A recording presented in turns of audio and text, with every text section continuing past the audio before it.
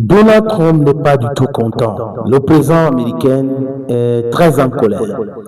Il est en colère parce que la presse américaine ne l'écoute plus. Donald Trump a voulu que la presse américaine mente sur la situation au Moyen-Orient au sujet de sa guerre contre l'Iran.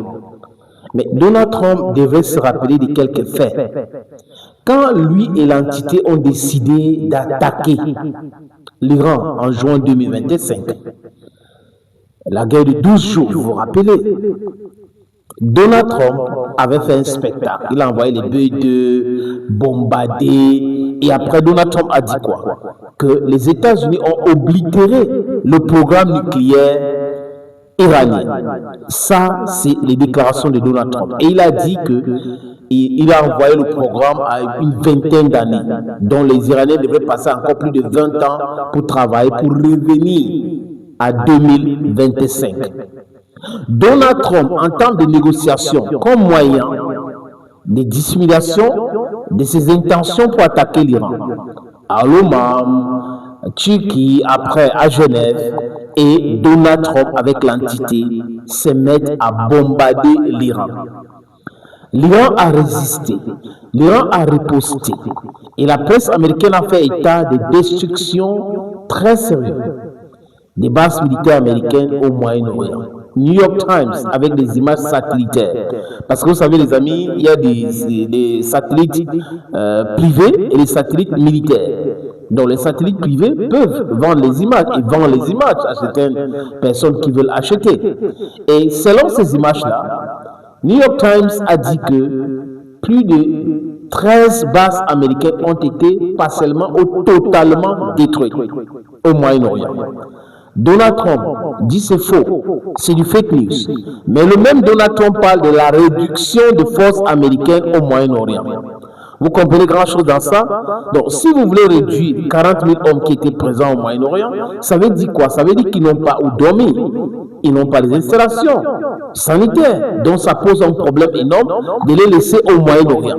Voilà la raison pour laquelle M. Trump veut réduire la présence américaine au Moyen-Orient. Parce qu'il n'y a pas de bâtiments, il n'y a pas de structures. Et les gars ne peuvent pas vivre dans cette situation calamiteuse. Donc, Trump dit quelque chose et contredit Trump, ou contredit Donald, parce que dans cette histoire, nous avons Trump, nous avons Donald et nous avons Donald Trump. Il y a Trump qui trompe Donald, parce que quand Trump trompe Donald, Donald donne une mauvaise information à Donald Trump, et Donald Trump prend une mauvaise décision. Donc, ces trois personnes-là devaient se concerter. Madame Willis, qui est porte-parole de la Maison-Blanche, elle attaque New York Times et dit que toute presse, tout organe qui décide de parler en bien de l'Iran est en train de faire la promotion de l'Iran. Mais c'est délirant d'avoir des dirigeants qui racontent des inepties pareilles. Ça n'a pas de sens aujourd'hui ni demain. La presse n'est pas là pour faire plaisir à Donald Trump. Du moins, la presse américaine, son travail, ce n'est pas de faire plaisir à Donald Trump. Son travail, c'est de donner de l'information et la bonne information. Et bien, si la presse américaine ne donne pas la bonne information, la presse des autres pays, la Chine, l'Inde, l'Afrique, va donner la bonne information. Et la presse américaine va faire comment? Ils seront le ding-dong de la face. C'est vrai! Je suis aussi d'accord que si la presse américaine dit quelque chose, les médias en Europe ne font pas d'efforts parce que leur travail, c'est de blanchir l'Occident. La plupart sont des atlantistes et ils sont dans les lobbies. Il faut défendre les Américains, il faut défendre l'entité. C'est ça la réalité.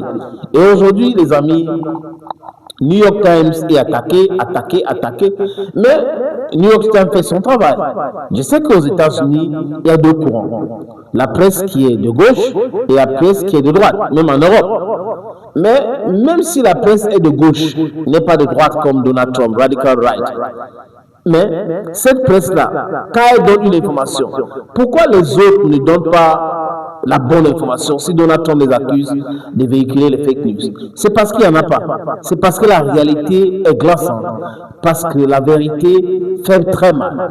Parce que les Iraniens ont su se défendre. Parce que les Iraniens se sont préparés avec des satellites, des armes guidées. Et la destruction a été totale. Voilà la raison pour laquelle il y a toutes ces agitations, il y a des accusations. Voilà, ils ont fait ci, ils n'ont pas fait ça, on ne devait pas faire ci, on ne devait pas faire ça. L'Iran s'est préparé pour la guerre. Les Américains ou Donald Trump ne s'est pas préparé pour la guerre. Voilà pourquoi Donald Trump s'est fait humilier. Parce que c'est l'humiliation, tout ce qu'il est en train de faire aujourd'hui. Si Donald Trump avait la capacité de continuer à attaquer l'Iran pour gagner quelque chose, ou espérer gagner quelque chose, les amis, sachez que depuis très longtemps, Donald Trump ne devrait pas donner une seconde de répit au gouvernement iranien.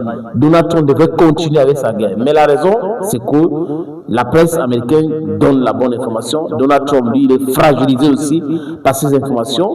Et Donald Trump ne peut plus continuer la guerre parce qu'il n'a plus la capacité à faire face à la riposte iranienne. Donc, du coup, il commence avec la piraterie qui ne réussit pas parce que les autres pays sont en train de souffrir. Voilà. C'est la raison pour laquelle nous disons ici, la guerre n'est pas bonne. Quand on commence la guerre, on sait. Mais quand la guerre va se terminer, on ne sait jamais. Arongomi.